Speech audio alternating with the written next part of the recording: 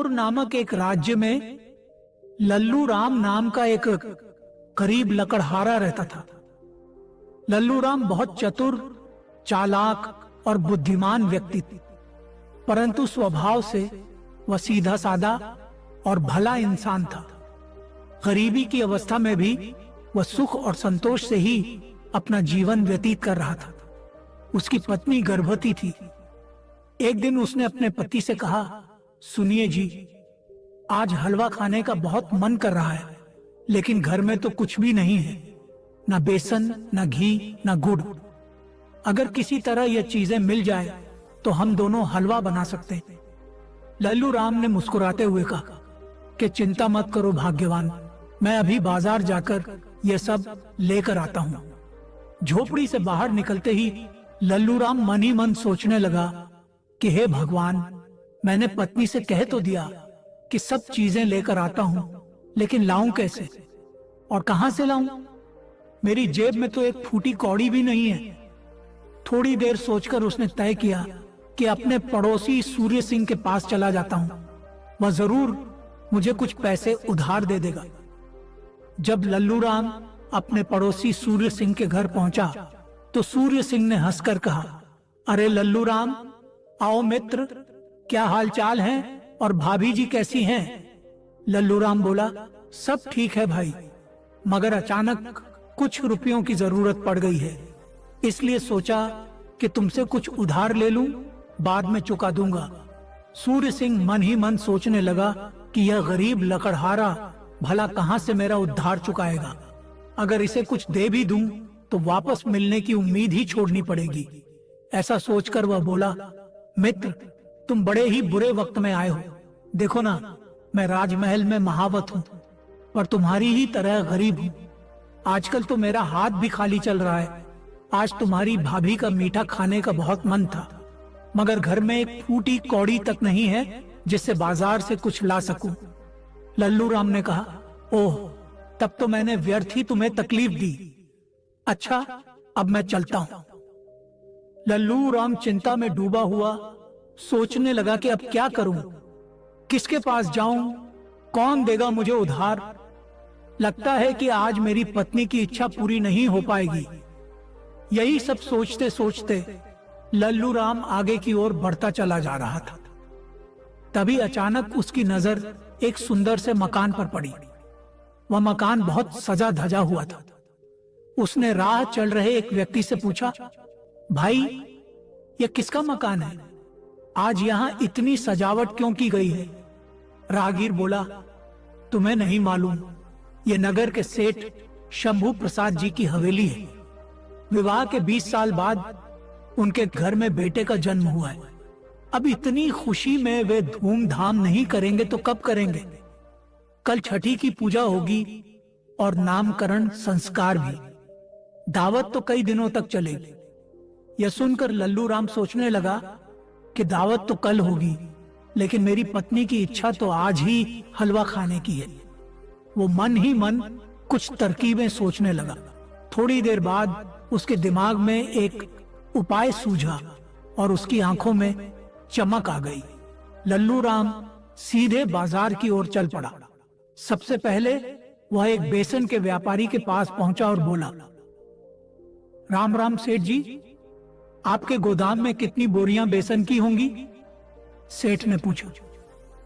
राम राम भैया, कहां से आए हो? लल्लू राम बोला, मैं सेठ शंभू प्रसाद जी के यहां से आया हूं। कल उनके लड़के का नामकरण संस्कार है। सेठ बोला, अरे वाह, सेठ जी को हमारी तरफ से शुभकामनाएं देना। कितनी बोरी चाहिए उन्हें? लल्लू राम बोला, यह तो मुझे नहीं पता। उन्होंने इतना कहा है कि लाला सूरज बेसन वाले से पूछ लेना कि गोदाम में कितनी बोरियां हैं और थोड़ा सा बेसन नमूने के तौर पर लेते आना।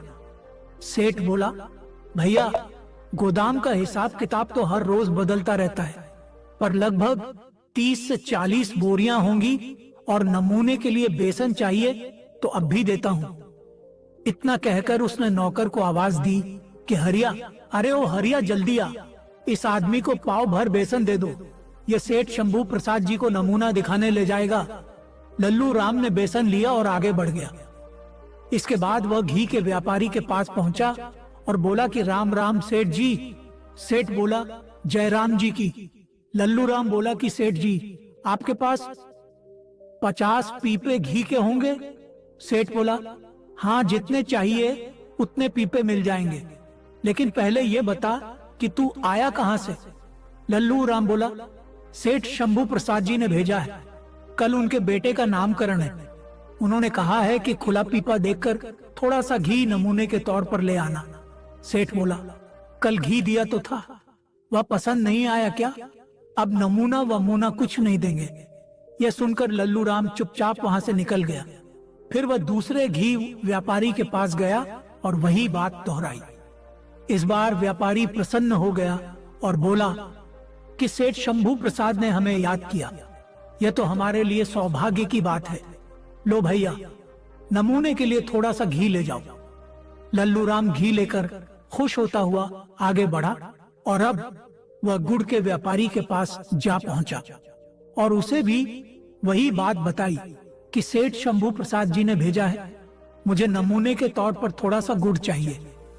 सेठ ने बड़े उत्साह से एकदम बढ़िया सा गुड़ लल्लू राम को दे दिया और कहा कि शंभू प्रसाद जी से कहना कि इससे अच्छा गुड़ उन्हें कहीं नहीं मिलेगा और उनसे कहना कि जितनी बोरियां चाहिए मैं भिजवा दूंगा। लल्लू राम ने गुड़ लिया और अपने घर की ओर चल पड़ा। अब हलवा बनाने का सारा सामान उसके पास मौजूद था। शाम को वह घर पहुंचा और सारा सामान पत्नी के हवाले कर दिया। पत्नी बोली, अरे आप तो सच में सब कुछ ले आए। मैं तो सोच रही थी कि आज हलवा खाने की मेरी इच्छा मन में ही रह जाएगी। चलिए, मन में ही रह जाएगी। चलिए, अब मैं तुरंत हलवा तैयार कर देती हूँ। पत्नी ने झटपट हलवा बनाकर तैयार कर दिया। संयोग से उसी रात नगर के राजा प्रताप सेन भेष बदलकर अपने राज्य में घूम रहे थे और उस समय वे लकड़हारे लल्लू राम की झोपड़ी के बाहर ही खड़े थे और लल्लू राम और उसकी पत्नी की बातचीत सुन रहे थे। अंदर झोपड़ी में लल्लू राम ने पत्नी से कहा कि सुनो भाग्यवान, तुमने हलवा तो बहुत अच्छा बनाया है, मगर हम इसे अभी नहीं खाएंगे। पत्नी ने आश्चर्य से पूछा, क्यों?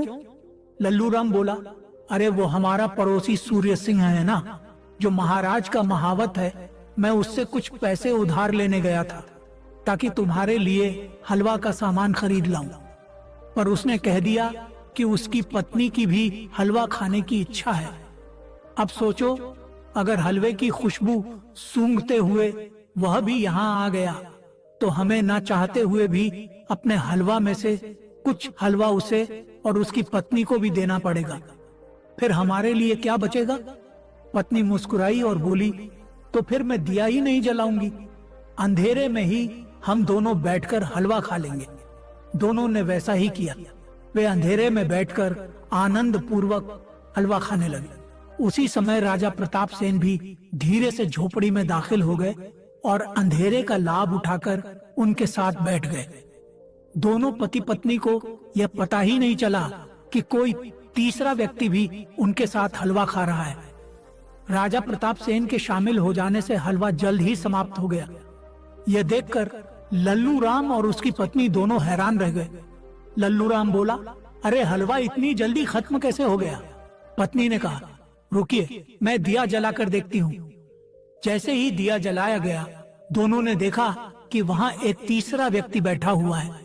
लल्लू राम घबरा गया और बोला, आप कौन है भाई? वो व्यक्ति मुस्कुराया और बोला, मैं तुम्हारा मेहमान हूँ। हलवा तुमने बहुत स्वादिष्ट बनाया है। ये कुछ स्वर्ण मुद्राएं मेरी ओर से उपहार स्वरूप स्वीकार करो।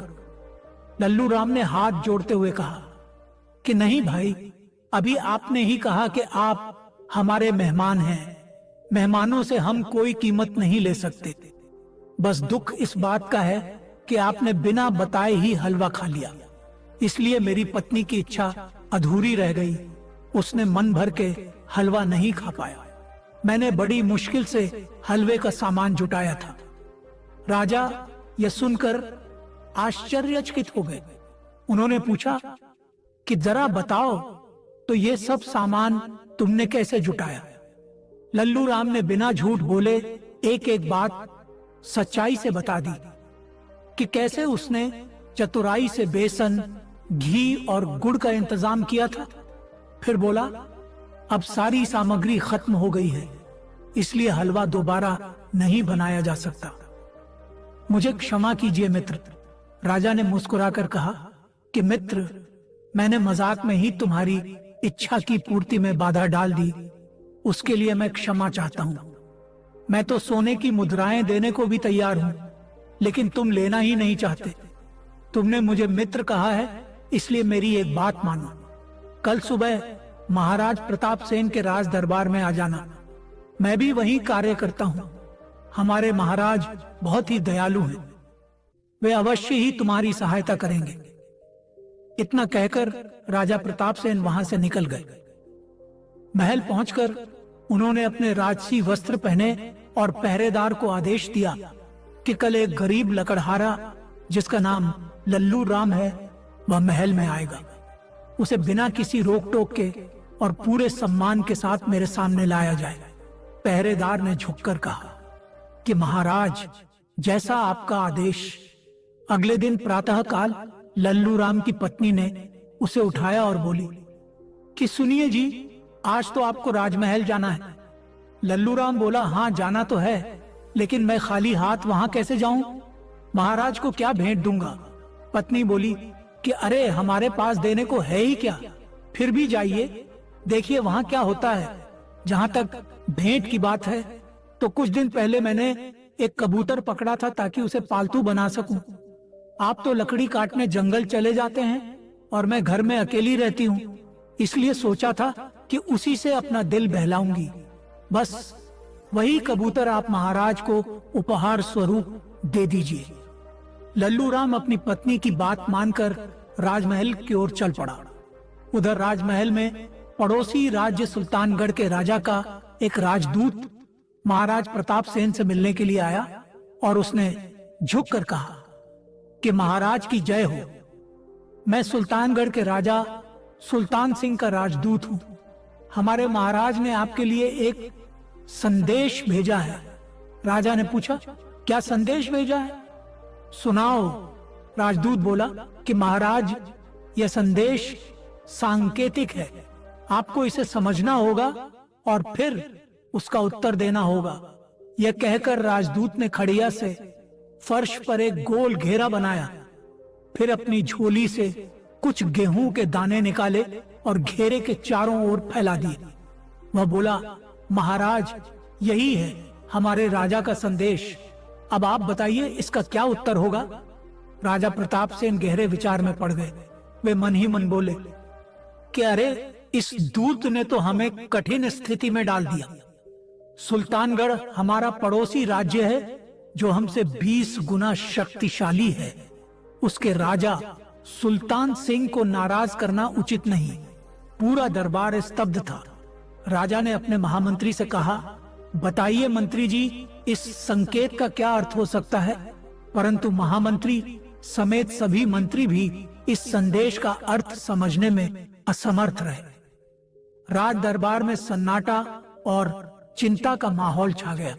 महामंत्री ने हाथ जोड़कर कहा कि महाराज क्षमा करें, पर यह संदेश मेरी बुद्धि से परे है।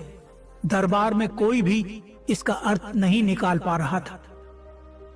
राजा उदास स्वर में बोले कि अब हम क्या करें?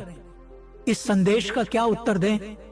इसी बीच द्वारपाल ने घोषणा की कि महाराज, लल्लू राम नाम का एक लकड़हारा आपसे मिलने के लिए आया है। राजा ने मुस्कुराते हुए कहा कि उसे तुरंत भीतर ले आओ।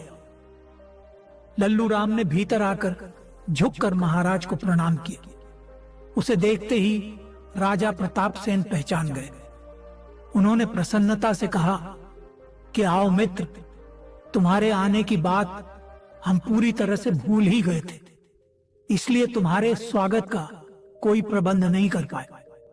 लल्लू राम बोला कि महाराज, मैं तो आपका सेवक हूं। आपके दर्शन ही मेरे लिए सबसे बड़ा सौभाग्य है। कल मैं आपको पहचान नहीं पाया था।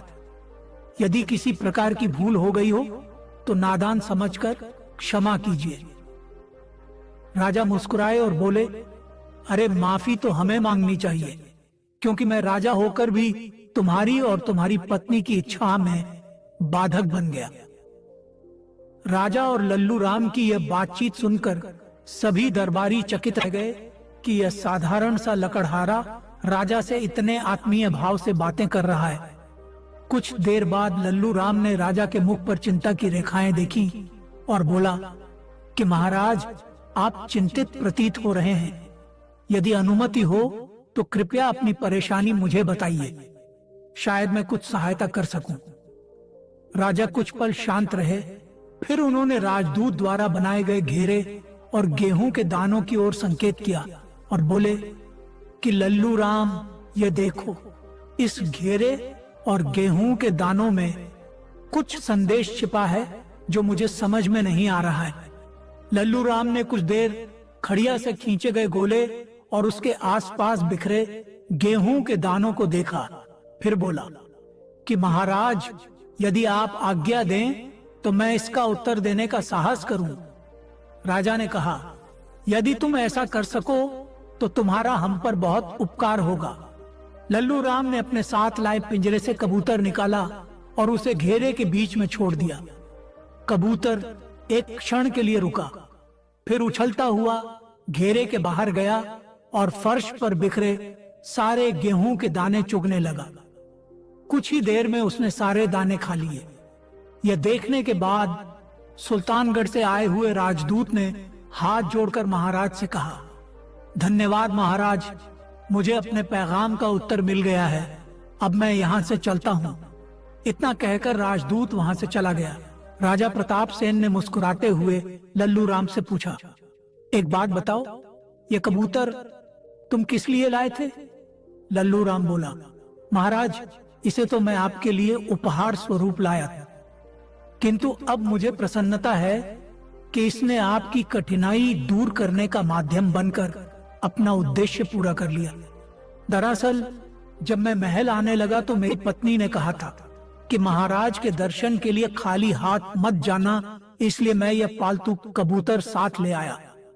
राजा प्रसन्नता से बोले कि लल्लू राम, बताओ तो सही कि सुल्तानगढ़ के राजा के इस पैगाम का तुमने क्या अर्थ लगाया था? लल्लू राम बोला, महाराज, बात बहुत सरल है। राजदूत द्वारा बनाया गया गोल घेरा आपके राज्य को दिखाता था और उसके चारों ओर बिखरे गेहूं के दाने सुल्तानगढ़ की सेना का संकेत। उस संदेश का अर्थ था कि सुल्तान सिंह अपने सैनिकों से आपके राज्य को चारों ओर से घेरने की योजना बना रहा है। मैंने कबूतर को घेरे में छोड़कर यह संदेश दिया कि हमारी बुद्धि और शक्ति इतनी प्रबल है कि हम तुम्हारे सैनिकों को भी गेहूं के दानों की तरह समाप्त कर देंगे। राजा प्रताप सेन यह सुनकर अत्यंत प्रसन्न हुए। बोले, वाह लल्लू राम, तुम्हारा उत्तर अत्यंत चतुर और साहसिक था।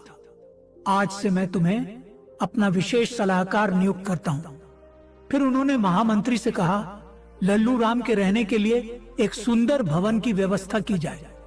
उस दिन के बाद से लल्लू राम राजा का विशेष सलाहकार बन गया और अपने परिश्रम, निष्ठा और चतुराई से उसने जीवन के हर क्षण को सार्थक बना दिया। तो दोस्तों, कहानी कैसी लगी कमेंट करके जरूर बताइएगा और जाने से पहले इसे एक लाइक अवश्य कर देना। धन्यवाद।